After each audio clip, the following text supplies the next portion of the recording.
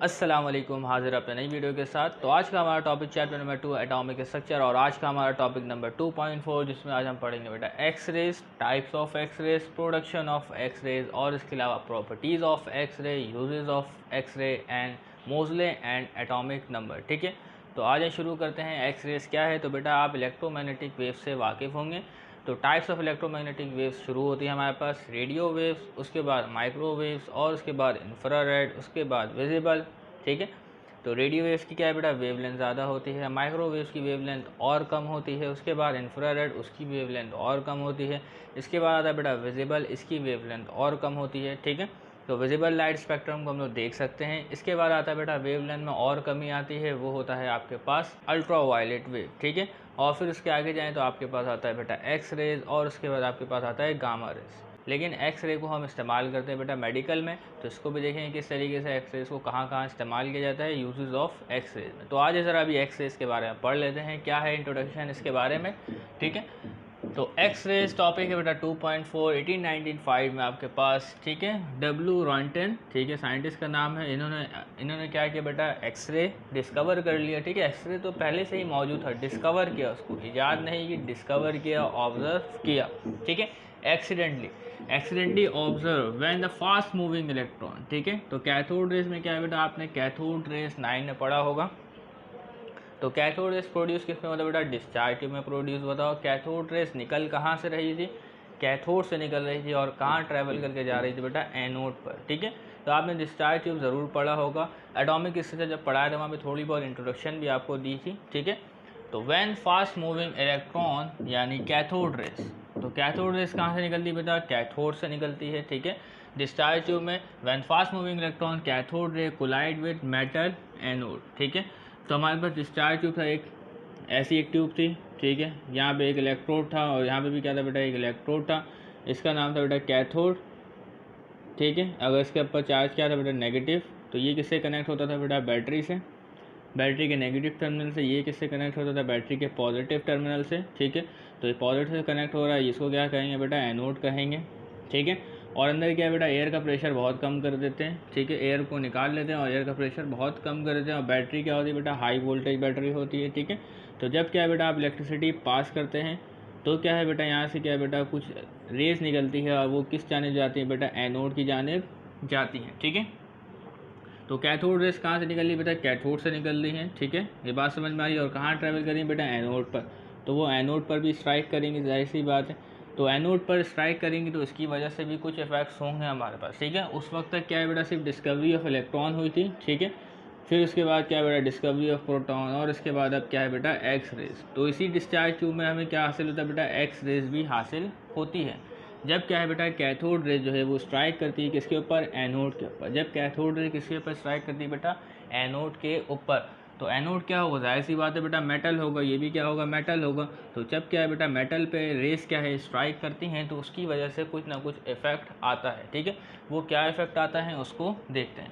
तो जब cathode ray strike करती हैं एनोड रेस पर, तो उसके नतीजे में बेटा एक्स रेस प्रोड्यूस होती हैं। ठीक है, और एक्स रेस की क्या है बेटा, वेवलेंथ बहुत शॉर्ट होती है, और इसके अलावा उसकी एनर्जी बहुत हाई होती है। ठीक है, तो आज इसको देखते हैं। तो when fast moving electron cathode ray collide with metal anode in the discharge tube, highly penetrating short wavelength. ठीक है, हाईली पेनिट्रेटिंग, इसकी एनर्जी बहुत ज़्यादा होती है किसकी, एक्स रेस की। ठीक है, तो इस वजह से ये क्या होता है बेटा, हाईली पेनिट्रेटिंग होते हैं, आसानी से किसी भी बॉडी में अंदर चले जाते हैं। ठीक है, तो और क्या होती है बेटा, इसकी वेवलेंथ कम होती है। ठीक है, तो highly penetrating short wavelength or radiation are produce. तो initially these ray were name as Roentgen rays. तो शुरू में इसको नाम दिया गया एक्स रेस को, क्या, रॉन्टन रेस, क्योंकि रॉन्टन ने इसको एक्सीडेंटली डिस्कवर किया था, ऑब्जर्व किया था। But later on these were called X ray, लेकिन बाद में इसका नाम क्या रखा गया बेटा, एक्स रेस रखा गया। ठीक है, तो एक्स रेस का प्रोड्यूस होगा जब बेटा कैथोड रेस पड़ेंगी एनोड मेटल के ऊपर। ठीक है,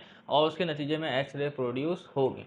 ठीक है, और अगर आप एनोड का मेटल चेंज करते हैं, एनोड पर डिफरेंट किस्म के मेटल आजमाते हैं, तो जो आपके पास एक्स रेस प्रोड्यूस होगी वो डिफरेंट नेचर की होगी। ठीक है, तो इन तमाम बातों का भी हम प्रोडक्शन ऑफ एक्स रेज में भी पढ़ने जाएंगे। ठीक है, तो क्या है बेटा, ये हो गया हमारा एक सिंपल डिस्चार्ज ट्यूब। जो किताब में आपको डिस्चार्ज ट्यूब बनाया गया वो इस तरीके का बनाया गया, इसको भी हम लोग देखेंगे। ठीक है, इसके अलावा दिस रे कैन पेनिट्रेट थ्रू पेपर, गिलास, rubber, metal and human flesh. तो इन तमाम चीज़ों में से या इसके अलावा और भी चीज़ों में से क्या कर सकती है बेटा, पेनिट्रेट कर सकती है, उसके अंदर दाखिल हो सकती है और उसमें से आर पार भी हो सकती है। ठीक है, किससे बेटा, पेपर से, गिलास से, रबर से, मेटल से एंड ह्यूमन फ्लैश से। क्योंकि इसकी एनर्जी क्या होती है बेटा, हाई होती है और वेवलेंथ क्या होती है बेटा, शॉर्ट होती है। तो इसी तरीके से गामा रेज जो है उसकी जो पेनिट्रेटिंग पावर होती है वो ज़्यादा हाई होती है। ठीक है, बात समझ में आ रही है आपको, क्लियर है। तो आज हम देखते हैं बेटा टाइप्स ऑफ एक्स रे। तो एक्स रे जो हमारे पास प्रोड्यूस हो रहा है, ठीक है, तो एक्स रे प्रोड्यूस होता है तो ये अगर स्ट्राइक करता है तो एक्स रे जो है वो चारों डायरेक्शन में प्रोड्यूस होगा हमारे पास। ठीक है, ठीक है ना।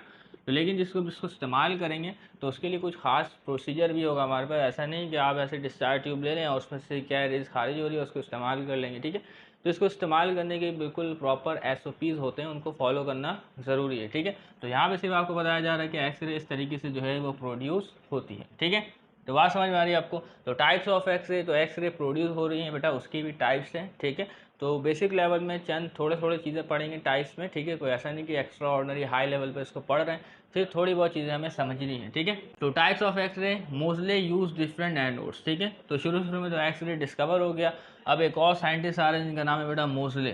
ठीक है, तो मोस्ले यूज डिफरेंट एनोड। तो मोस्ले ने क्या किया बेटा, एनोड्स इस्तेमाल किया। ठीक है, डिफरेंट यानी एनोड पे क्या बेटा, मेटल तब्दील किया, पहले कोई और सा मेटल लिया, फिर बाद में किसी दूसरे किस्म का मेटल लिया। तो मेटल को तब्दील कर करके चेक किया कि जो एक्स रे प्रोड्यूस हो रही हैं वो किस किस्म की प्रोड्यूस हो रही हैं, कि मेटल को तब्दील करने से एक्स रेस की नेचर पे कोई फ़र्क पड़ता है कि नहीं पड़ता। ठीक है, तो एक्स रेस डिपेंड करती है एनोड पर कि नहीं।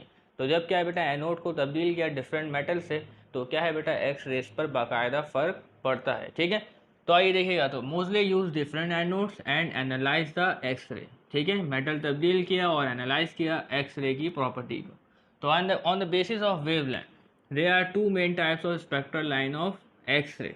ठीक है, तो on the basis of wavelength के हिसाब से कितने किस्म की स्पेक्ट्रल लाइन आई, उसके बाद दो किस्म की स्पेक्ट्रल लाइन्स आई। ठीक है, और आप स्पेक्ट्रल लाइन के बारे में बखूबी वाकिफ़ होंगे और स्पेक्ट्रल लाइन क्या होती है और स्पेक्ट्रल लाइन किसके ऊपर आएगी बेटा, फोटोग्राफिक प्लेट के ऊपर आपके पास आएगी। ठीक है, तो आगे बढ़ते हैं। तो स्पेक्ट्रल लाइन जो आती है हमारे पास वो कितने किस्म की है, एक है बेटा आपके पास, एक को कहेंगे बेटा के सीरीज़ और दूसरे को कहेंगे एल सीरीज़।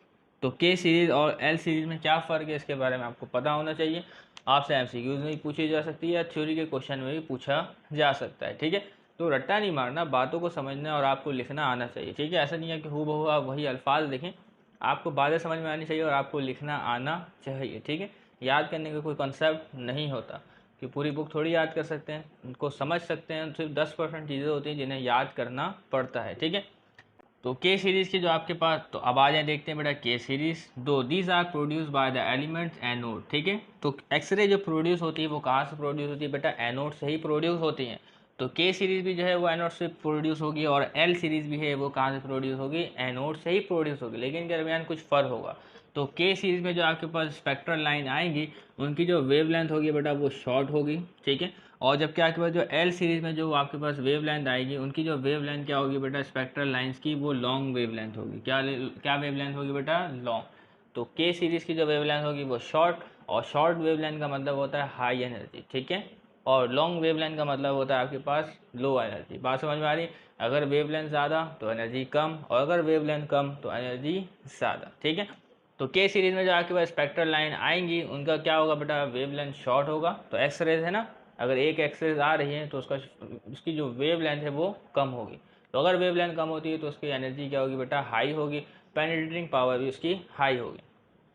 इसी तरीके से जो आपके पास एल सीरीज, इसमें क्या है बेटा, जो आपके पास रेडिएशन आएगी उसकी क्या है बेटा, वेव लेंथ ज़्यादा होगी तो उसकी एनर्जी कम होगी। ठीक है, तो आज ज़रा देखते हैं के सीरीज़। तो these are produce by the element anode. तो ये जो आपके पास के सीरीज़ है तो ये कहाँ से प्रोड्यूस होगा, एनोड से प्रोड्यूस होगा, having a large atomic number. ठीक है, तो के सीरीज़ वाली स्पेक्ट्रल लाइन कब प्रोड्यूस होगी, जब आपके पास जो एनोड में जो एलिमेंट मौजूद होंगे उनका एटॉमिक नंबर हाई होगा। ठीक है, जब एटॉमिक नंबर जो आप इस्तेमाल करें, ऐसे एलिमेंट इस्तेमाल करें जिनका एटॉमिक नंबर हाई है एनोड की जगह। ठीक है, तो उसमें से आपके पास जो स्पेक्ट्रल लाइन प्रोड्यूस होगी उसकी वेव लेंथ क्या होगी बेटा, शॉर्ट होगी और एनर्जी ज़्यादा होगी।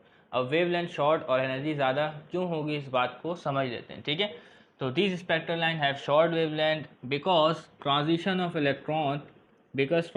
Of electron occur from higher energy level to lower energy level. ठीक है, देखें जब एटॉमिक नंबर ज़्यादा होगा तो एक एटम के जो क्या है बेटा एनर्जी लेवल भी ज़्यादा होंगे। जाहिर सी बात है, अगर एनर्जी प्रोटॉन ज़्यादा है, एटॉमिक नंबर ज़्यादा मतलब नंबर ऑफ प्रोटॉन, तो अगर किसी एटम में नंबर ऑफ प्रोटॉन ज़्यादा है तो उसमें क्या है बेटा ऑर्बिट्स भी ज़्यादा होंगे। ठीक है, तो जब क्या है बेटा जब आप उन इलेक्ट्रॉन को एक्साइट करेंगे, ठीक है, बाय यूजिंग कैथोड रे, जो कैथोड रे जब एटम के ऊपर जाएंगी तो उसके जो इलेक्ट्रॉन जो ग्राउंड स्टेट में मौजूद है उसको एक्साइटेड स्टेट में पहुंचा देंगी। ठीक है, तो जब इलेक्ट्रॉन ज़्यादा ही एक्साइटेड स्टेट में चले जाएंगे, ज़्यादा दूर ऑर्बिट में चले जाएंगे, तो जब वो वापस आएंगे तो हाइयर अमाउंट में एनर्जी रिलीज़ करेंगे। ठीक है, जो फोटोन रिलीज़ करेंगे उसकी एनर्जी क्या होगी बेटा ज़्यादा होगी, और जब उसकी एनर्जी ज़्यादा होगी तो उसकी जो वेव लेंथ है वो कम होगी। बात समझ में आ रही? तो जो कैथोड रेज़ के जरिए जो इलेक्ट्रॉन को एक्साइट करेंगे तो वो ज़्यादा दूर वाले ऑर्बिट में जाएंगे, और जब वो वापस आएंगे तो ज़्यादा अमाउंट में एनर्जी रिलीज़ करेंगे प्रोटॉन की। बात समझ में आ रही? तो इस तरीके से मामलात हैं। So the spectral lines have short wavelength because transition of electron occur from high energy level to low energy level। ठीक है, तो इस तरह के सीरीज की जो आपके पास वेवलेंथ होगी वो आपने याद रखना है बेटा शॉर्ट वेवलेंथ होती है। तो अगर आप सिर्फ शॉर्ट वेवलेंथ याद रखते हैं तो आप पूरा कंसेप्ट याद रख सकते हैं के सीरीज़ का। ठीक है, तो इसके अलावा अब हमारे पास एल सीरीज़ है, तो एल सीरीज़ की वेवलेंथ क्या होगी बेटा आपके पास लॉन्ग वेवलेंथ होगी, तो उसकी एनर्जी क्या होगी बेटा कम होगी। तो आज इसको देखते हैं। तो anodes having small atomic number, जब एनोड्स में क्या हो बेटा स्मॉल एटॉमिक नंबर हो, ऐसे एटम इस्तेमाल किए जाए जिसके एटॉमिक नंबर, जैसे मेटल इस्तेमाल किया जाए जिसके एटॉमिक नंबर कम हो, ठीक है, तो produce long wavelength spectral line. तो दीस रे हैव लो एनर्जी, तो इनकी एनर्जी लो होगी। ठीक है, because there are small difference between two energy level, तो इसकी एनर्जी लेवल्स कम होंगे, तो इलेक्ट्रॉन जो है वो ज़्यादा ट्रांजिशन नहीं करेंगे, ज़्यादा दूर के ऑर्बिट में नहीं जाएंगे, तो आपके पास जो एनर्जी प्रोड्यूस होगी वो क्या होगी आपके पास कम होगी, और वेव लेंथ क्या है बेटा ज़्यादा होगी। तो जिसमें हाई एटॉमिक नंबर होगा उसकी क्या है बेटा एनर्जी ज़्यादा, वेव लेंथ कम, और जिसमें एटॉमिक नंबर कम उसकी आपके पास वेव लेंथ ज़्यादा और एनर्जी कम। ठीक है, तो इस तरीके से के सीरीज बुनियादी फ़र्क है और एल सीरीज बुनियादी फ़र्क है। तो क्या है बेटा के सीरीज में शॉर्ट वेव लेंथ और एल सीरीज में आपके पास क्या है बेटा लॉन्ग वेव लेंथ। अगर आप सिर्फ लॉन्ग वेव लेंथ और शॉर्ट वेव लेंथ का कंसेप्ट ही याद रखें तो पूरी बात आप लिख सकते हैं, पूरी बात आप समझ सकते हैं। क्लियर है? इस तरीके से मामलात हैं हमारे पास। तो आ जाएँ आगे बढ़ते हैं। अब हमारे पास मौजूद बेटा production of X rays. Production of X rays किस तरीके से होगी वो बातें तो मैंने आपको बता भी दी पहले ही। तो किताब में आपके इस किस्म की पिक्चर बनाई गई है, तो डिफरेंट किताब में डिफरेंट किस्म की पिक्चर है। किसी में इस किस्म की पिक्चर भी ड्रॉ की गई है, किसी में हमारी किताब में इस किस्म की पिक्चर ड्रॉ की गई, तो मैं आपको इस पिक्चर से भी समझा दूंगा और दूसरे पिक्चर्स भी आपको साथ के साथ लगा दूंगा ताकि आप कंसेप्ट को समझ जाएं। ठीक है, और एक बात याद रखिए किताब में यहाँ पे एनोड लिखा हुआ है, ठीक है, और यहाँ पे कैथोड लिखा हुआ है, लेकिन मैंने इसको पलट दिया, ठीक है, इनकी डायरेक्शन तब्दील कर दी, तो इससे कोई फ़र्क नहीं पड़ता। अक्सर बात होगा बच्चे मिसकंसेप्शन का शिकार हो जाते हैं कि कहते हैं कि कैथोड इधर होना चाहिए, एनोड इधर होना चाहिए, तो ऐसी कोई ज़रूरी बात नहीं है। तो आप जहाँ चाहे वैसे बना दें। तो मैंने कैथोड यहाँ बना दिया क्योंकि हम अक्सर हो शुरू से कैथोड यहीं पर देखते हुए आ रहे ताकि आपको किसी किस्म के मसाइल का सामना नहीं हो। लेकिन आप कैथोड इधर भी बना सकते हैं और एनोड इधर ही बना सकते हैं, लेकिन मैंने कैथोड इधर बनाया और एनोड इधर बनाया, इससे कोई मसला नहीं है। ठीक है, कोई मसला नहीं। तो आपने बचपन में डिस्चार्ज ट्यूब पढ़ा, कैथोड इधर ही थी, ठीक है, तो इसीलिए मैंने उसी स्कीम को फॉलो किया और उसको उस तरीके से बनाया। तो ये भी क्या बेटा है कि स्पेशल किस्म का डिस्चार्ज ट्यूब है जिससे हम एक्सरेज को हासिल करेंगे। ठीक है, तो आ जाए देखते हैं। तो X ray can be produce in a special type of discharge tube. तो ये एक स्पेशल टाइप का डिस्चार्ज ट्यूब है हमारे पास, in which cathode is heated filament. तो आपके पास जो कैथोड है वो क्या है बेटा हीटेड फिलामेंट। तो फिलामेंट इस्तेमाल होगा आपके पास और इलेक्ट्रिसिटी के ज़रिए क्या होगा बेटा ये हीट होगा, और जब ये हीट होगा इसमें से क्या निकलेंगी बेटा कैथोड रेज प्रोड्यूस होंगी, और जो ट्रैवल करेंगे कहाँ ट्रैवल करेंगे बेटा एनोड की तरफ। कहाँ ट्रैवल करेंगे बेटा एनोड की तरफ, जाहिर सी बात है। तो अगर यहाँ से रेज निकलेंगी तो वो एनोड की तरफ जाएंगे। कैथोड इसके ऊपर चार्जेस होते हैं बेटा माइनस और एनोड के ऊपर होता है प्लस। तो कैथोड क्या होता है बेटा आपके पास फास्ट मूविंग इलेक्ट्रॉन्स होते हैं। ठीक है, तो आज देखते हैं। तो इन which cathode is heated filament, तो अंडर हाई वोल्टेज, तो वोल्टेज क्या होगी बेटा आपके पास हाई होगी। अब वोल्टेज आप किसी भी तरीके से वो डिपेंड करता है, ठीक है, मुख्तलिफ कंडीशंस पर। तो under high voltage 5000 volt and very low pressure, ठीक है, और प्रेशर क्या होगा बेटा 0.001 मिलीमीटर ऑफ मरकरी। ये किसकी यूनिट है बेटा प्रेशर की यूनिट है मिलीमीटर ऑफ मरकरी, और वोल्ट की यूनिट से भी आप वाकिफ़ होंगे। तो under high voltage of 5000 volt and very low pressure 0.001 millimetre of mercury. तो इस डिस्चार्ज में बेटा प्रेशर कम होगी और बैटरी का वोल्टेज क्या है बेटा आपके पास ज़्यादा होगा। तो cathode rays are emitted from cathode, इस पास से आप वाकिफ हैं। कैथोड रेज कहाँ से एमिट होगी बेटा, जाहिर सी बात है कैथोड से ही एमिट होगी। एंड ट्रैवल टूवर्ड्स एनोड, और ये ट्रैवल करेगी बेटा किस जानिब, एनोड की जानिब। ये बेटा एनोड मेटल जिसको मैंने ब्लू से शो किया है, ठीक है। तो इसके बाद क्या है बेटा, when where they strike with high speed, और हाई स्पीड से स्ट्राइक करेंगे एनोड को, the transition of electron occur in the anode. तो एनोड में क्या होगा बेटा, इलेक्ट्रॉन जो मौजूद होंगे, तो एनोड पे बहुत सारे एटम्स होंगे, ठीक है, इलेक्ट्रोड पर। तो क्या होगा बेटा, उसके जो इलेक्ट्रॉन है वो ट्रांजिशन में जाएंगे, इलेक्ट्रॉन जो है वो ग्राउंड स्टेट से कहाँ चले जाएंगे बेटा, एक्साइटेड स्टेट में चले जाएंगे, और जब एक्साइटेड स्टेट से वापस आएंगे, ठीक है, हाइड्रोजन स्पेक्ट्रम में हमने पढ़ा कि इलेक्ट्रॉन जब एक्साइटेड स्टेट में चला जाता है तो वहाँ पे अनस्टेबल होता है, तो वो वापस भी आता है, और जब वो वापस आता है तो वो फोटोन एमिट करता है, और उस फोटोन की खास वेवलेंथ, खास फ्रिक्वेंसी और ख़ास एनर्जी होती है, ठीक है।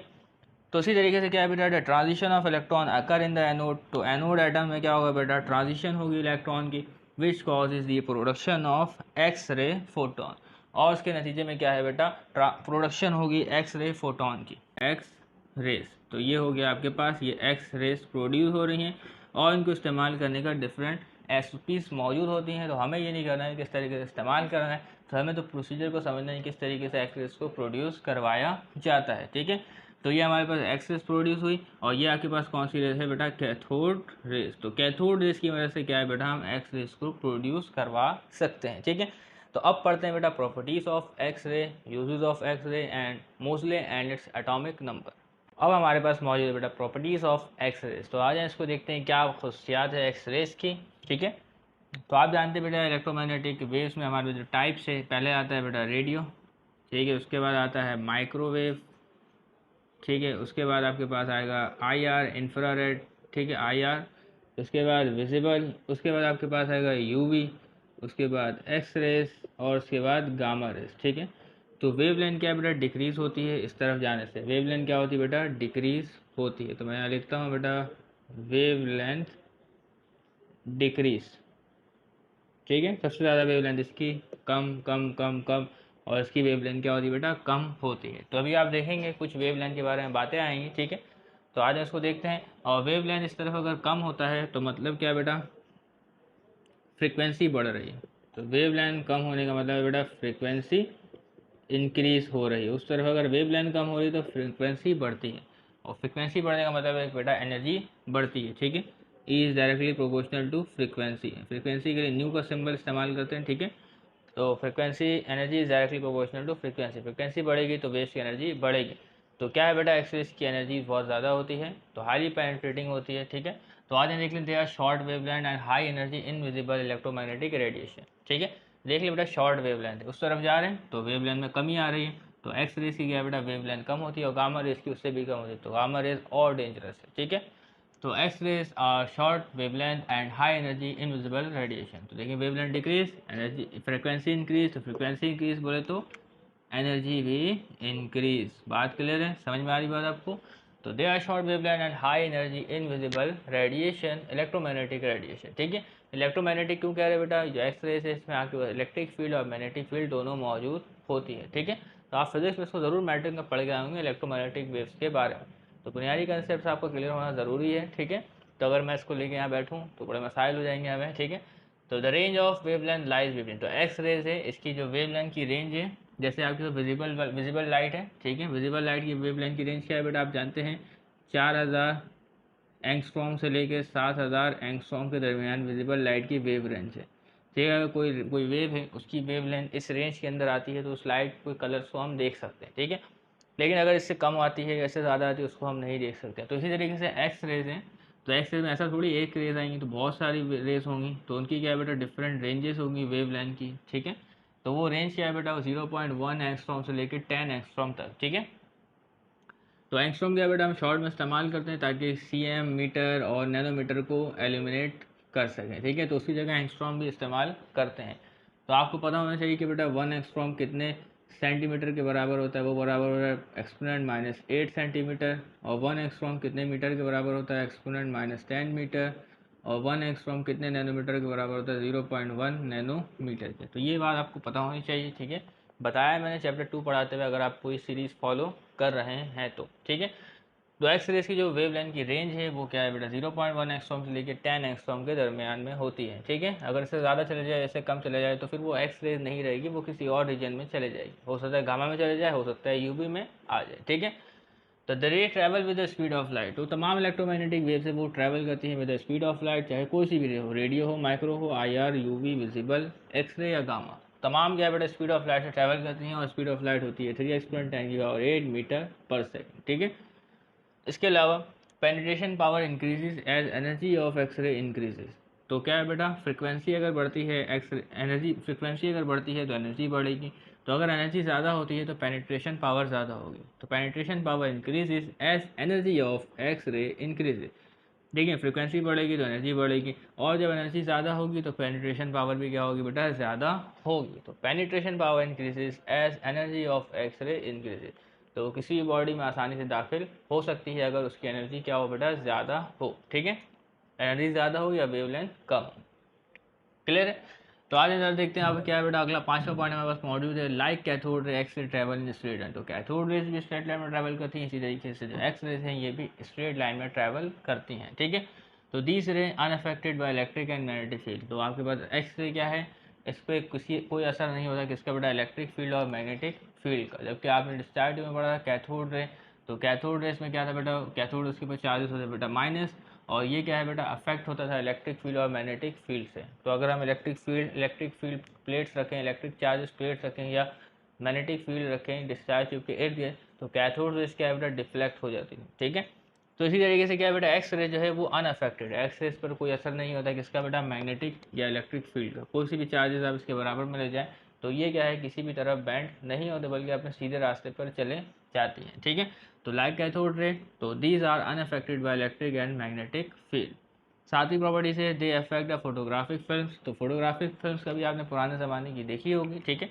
तो ये फोटोग्राफिक फिल्म्स को भी अफेक्ट करते हैं, तभी तो हमें पता चलता है कि इसकी वेवलेंथ क्या है, ठीक है।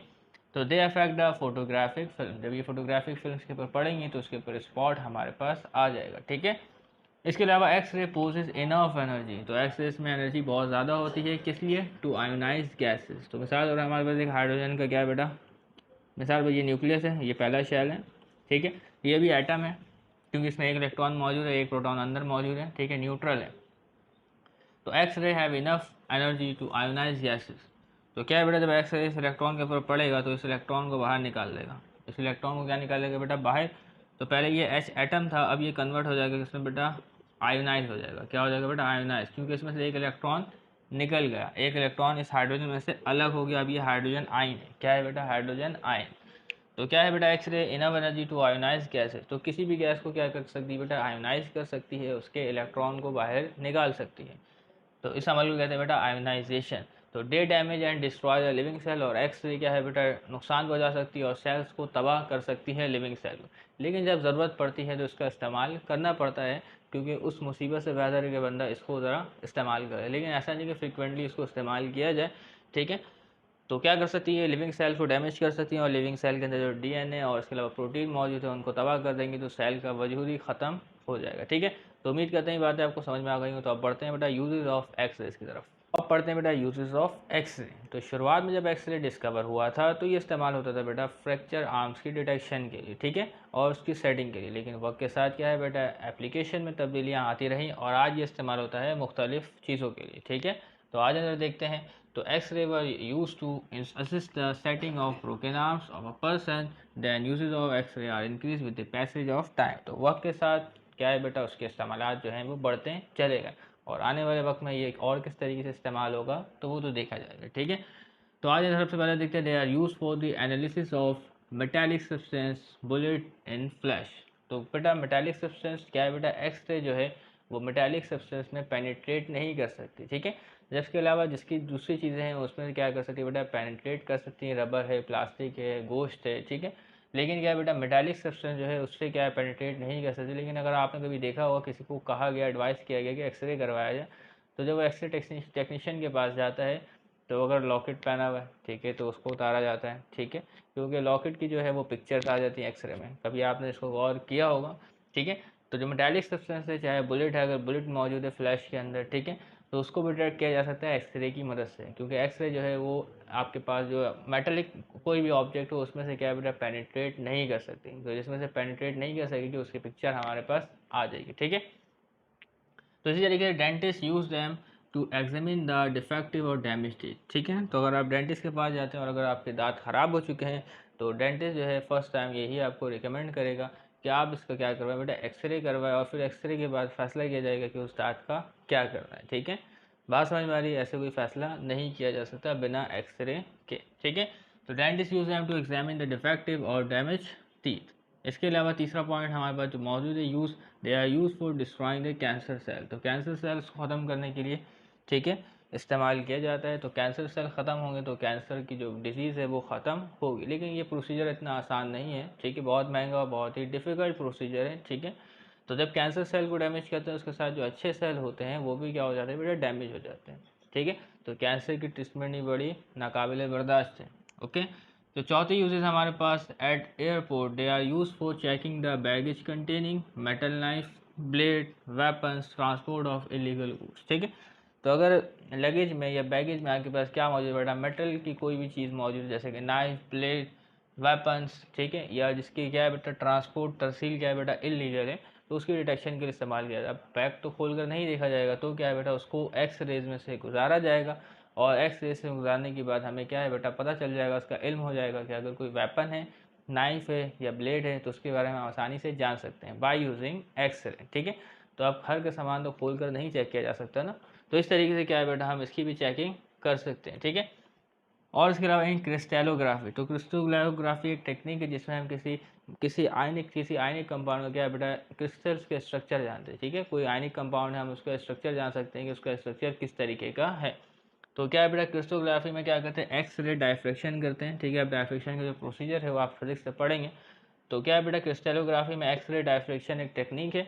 ठीक है, तो इसकी मदद से हम क्या करते हैं बेटा, डिटरमिन करते हैं किसी क्रिस्टल का स्ट्रक्चर। ठीक है, किसी भी क्रिस्टल का क्या करते हैं बेटा, स्ट्रक्चर डिटरमिन करते हैं। जैसे NaCl है तो उसका भी एक खास स्ट्रक्चर होता है। ठीक है, तो इस तरीके से और भी आपके पास कंपाउंड है तो उनका भी आपके पास क्या बेटा एक खास स्ट्रक्चर होगा। ठीक है, तो इन एक्स रे आपके पास इन क्रिस्टलोग्राफी एक्स रे डायफ्रेक्शन होगी। ठीक है, ये टेक्निक है, इसको इस्तेमाल करते हैं क्या करने के लिए, डिटर्मिनेशन ऑफ क्रिस्टल स्ट्रक्चर। तो इसका स्ट्रक्चर डिफरेंट होता है, इसका स्ट्रक्चर डिफरेंट होता है, तो एक्स रे की वजह से इनका स्ट्रक्चर हम फाइंड कर सकते हैं। ठीक है, अब बढ़ते हैं बेटा मोजले एंड इट्स एटॉमिक नंबर की जानिब। तो अब देखते हैं बेटा मोजले लॉ। ठीक है, तो मोजले लॉ क्या है हमारे पास, तो इन 1913 मोजले studied different wavelength of X ray. ठीक है, produced from the anode of 38 elements from aluminium to gold। तो उसने एक्स रे की वेवलेंथ को स्टडी किया जो प्रोड्यूस हो रहे थे बेटा 38 एलिमेंट से फ्रॉम एल्यूमिनियम टू गोल्ड। ठीक है, तो इन तमाम एलिमेंट्स को क्या बनाया बेटा, एनोड बनाया, क्योंकि जो आपके पास एक्स रे प्रोड्यूस होता है वो एनोड से ही प्रोड्यूस होता है, इस बात को आप जानते हैं। तो क्या है बेटा, उस मेटल को तब्दील करने से एक्स रेज की जो वेव लेंथ है वो तब्दील होती है, और जब वेव लेंथ तब्दील होती है तो उसकी एनर्जी भी तब्दील होती है और फ्रिक्वेंसी भी तब्दील होती है। During his work he notice that the wave length of X रे डिक्रीज। तो अपने काम के दौरान नोटिस किया कि वेव लेंथ क्या है बेटा, एक्स रेज की डिक्रीज हो रही है with the increase of atomic mass. तो एक एटम का जब मास बढ़ रहा था इन 38 एलिमेंट्स में तो वेव लेंथ क्या हो रही थी बेटा, इनकी डिक्रीज हो रही थी। तो जब जब एनोड चेंज कर रहा था और उसका एटॉमिक मास बढ़ा रहा था उस एटम का, ठीक है, तो आपके पास क्या है, जो आपके पास वेव लेंथ वो हो रही थी डिक्रीज। ठीक है, इसके बारे में मैंने इसी वीडियो में आपको कंसेप्ट दिया कि वेव लेंथ क्यों कम हो रही थी। ठीक है, तो अगर एटॉमिक मास ज़्यादा हो रहा है तो उसका प्रोटॉन भी तो बढ़ रहा है, तो जब प्रोटॉन बढ़ रहा है तो इलेक्ट्रॉन भी बढ़ रहे हैं और इसके शेल्स की तादाद में भी इजाफा हो रहा है। तो जब आप उसको कैथोड रेज देंगे तो उसके जो इलेक्ट्रॉन है वो ग्राउंड स्टेट से हाई एनर्जी स्टेट में जा सकते हैं। तो जब वो वहाँ से वापस आएंगे तो हाई अमाउंट में एनर्जी रिलीज करेंगे जिसकी वेव लेंथ क्या होगी बेटा, शॉर्ट वेव लेंथ होगी। तो यहाँ पे भी एक्स रे डिक्रीज, तो वेव लेंथ ऑफ एक्स रे decrease regularly with the increase of atomic mass. ठीक है, of anode metal. He further observed that the frequency of those radiation are directly proportional to the number of proton in the nucleus. क्या observe किया बेटा, जो frequency है radiation की वो किसके डायरेक्टली प्रोपोर्शनल है, number of proton in the nucleus. तो अगर नंबर ऑफ प्रोटॉन न्यूक्लियस में ज़्यादा होगा तो फ्रीक्वेंसी ऑफ रेडिएशन ज़्यादा, तो फ्रीक्वेंसी अगर ज़्यादा होती है तो वेवलेंथ डिक्रीज होती है। ठीक है, तो देख लें वेवलेंथ डिक्रीज, फ्रीक्वेंसी ज़्यादा, तो ठीक है। So he observed that frequency of the radiation are directly proportional to the number of proton in the nucleus। तो जिसमें बेटा प्रोटॉन की तादाद ज़्यादा होगी तो उसमें उसकी क्या है बेटा, फ्रीक्वेंसी हमारे पास ज़्यादा आएगी। ठीक है, तो फ्रीक्वेंसी ज़्यादा आने का मतलब एनर्जी बहुत ज़्यादा है उस एक्सरेज में। तो मोजले के एक लॉ है, आपसे पेपर में पूछा जा सकता है, स्टेट्स मोजले लॉ। तो Moseley law states that the square root of the frequency, square root of the frequency, ठीक है। तो square root of the frequency ये रहा, तो square root of the frequency is directly proportional to the atomic number, directly proportional to the atomic number, ये atomic number का symbol है of one element. तो अगर किसी एटॉमिक नंबर, ज़्यादा एटॉमिक नंबर वाले एलिमेंट को आप एनोड की जगह रखते हैं, ठीक है, तो उसके नतीजे में जो आपके पास एक्स रे प्रोड्यूस होगी, उसकी जो आपके पास फ्रिक्वेंसी है वो हाई होगी। ठीक है, और उसी के बनस्बत आप ऐसा एनोड रखते हैं, ठीक है, एनोड में मेटल रखते हैं जिसका एटॉमिक नंबर कम है, तो उसके नतीजे में जो आपके पास एक्स रे प्रोड्यूस होगी, उसकी फ्रिक्वेंसी कम होगी और वेवलेंथ हाई होगी। ठीक है, तो क्या बेटा, square root of the frequency is directly proportional to the atomic number of an element. ठीक है, प्रोपोर्शनल हटेगा is equal to constant A. तो इसी तरीके यहाँ पे कांस्टेंट ए और बी दोनों क्या है बेटा, कांस्टेंट है, where A and B are constant. तो ये है हमारे पास मोजले का लॉ। ठीक है, तो उम्मीद करते हैं तमाम बातें एक्स रेस के हवाले से आपको समझ में आ गई होंगी जो आपकी किताब में मौजूद थी। तो तब तक के लिए याद दीजिएगा, चैनल को सब्सक्राइब कीजिएगा। अल्लाह हाफिज़।